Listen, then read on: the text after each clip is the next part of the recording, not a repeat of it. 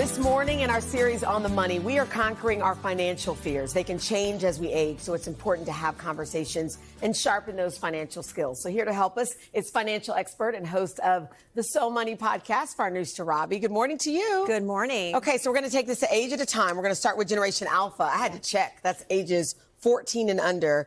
But your advice is actually for parents and caregivers and teachers. A lot of us are afraid that our kids don't really understand the value of money or that they won't gain those skills. Yes, and we're afraid that we're going to pass on bad habits to them. I think as adults, we don't feel equipped to teach young people about money because we didn't grow up with the literacy. We made some mistakes. But my advice is when this fear is showing up, and you got here 30% of parents not talking to their kids about money because they're afraid, is to keep it simple. Okay. You know, you want to take this fear seriously. You want to teach them just the basics. Just talking about money at home is a huge step in the right direction. For 14 and under? For 14 I think a lot of people either, if you're struggling, you don't want to burden your kids. And, I think a lot of people just are afraid to bring it up, Well, honestly, we can learn through failure. So my parents talked about how they made some mistakes, and that was a learning moment for me. And also at home, I have two alphas at home. We are doing an allowance, which studies show is a precursor to financial success in adulthood. So keep it simple here. Align simple chores to earning money. Okay. You'll learn budgeting, delaying gratification. My kids are also getting creative. My son said, now that I'm earning money, I'd like to outsource my chores to dad. Ah, that's funny. You like that, right? I knew you'd like that. Yeah, and they do that a lot. Okay, so now Gen Z, and I got a couple of these at home.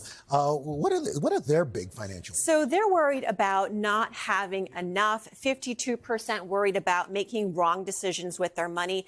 And I can understand, the job market, the rising cost of living, a lot of uncertainty. What makes it really hard for Gen Z is that they don't have actually the life experience to know that the markets and the economy move in cycles. Right. And while your problems are real right now, they may get better. So my advice is when this fear shows up, make sure that you're filling knowledge gaps because fear loves to thrive when there is a lack of knowledge and education. It's a vacuum.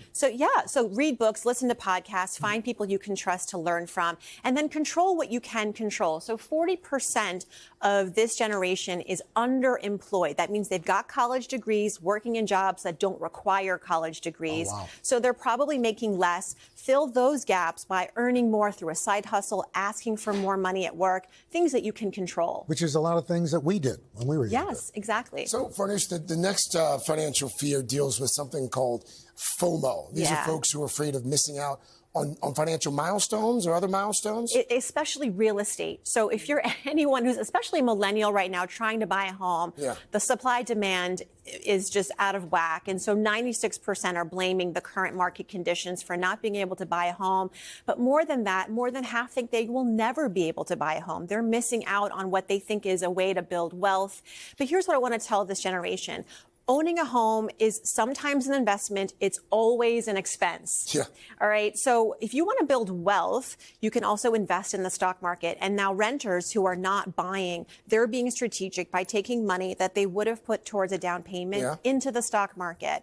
And the other thing I want to say is, if you decide that, I do want to buy a home at the end of the day because it is important to me and it's not a fear that's latched on to me from external pressure, keep your eyes open, look for opportunities, keep your money in check, and strike when it makes sense. All right, really quickly, this is for us Gen Xers, yes. 44 to 59. There's this new study that finds that apparently me and a lot of my peers are afraid of running out of money in retirement. Yes, more than dying itself, actually, the study found, yes. And, because we're the sandwich generation. A lot of us are taking care of our kids, our aging parents. And so this is a real fear. It's telling you to wake up and take control of your own finances and prioritize it above everybody else's, which may seem selfish and uncaring, but it's the most caring thing you can do because when you're financially sound, everybody else is. So investing in your retirement before your kid's college savings account. And very important, have a conversation. Sorry, I didn't mean to put my back to you. No, I think that's interesting that you said invest in yourself first. Yes. Do for their kids. Oxygen mask on first before others, but also if you're shouldering a lot of the stress, the money that at the time of taking care of an aging parent, involve the other members in your family and have those tough conversations because if you don't do it now, something scarier is waiting for you in the future. Ooh, sorry. That was a word. Sorry. Farnoosh, thank you so much. You're Her welcome. book, A Healthy State of Panic, is out now in paperback. All right. Hey, thanks for watching. Don't miss the Today Show every weekday at 11 a.m. Eastern, 8 Pacific on our streaming channel, Today All Day. To watch, head to today.com/allday or Click the link right here.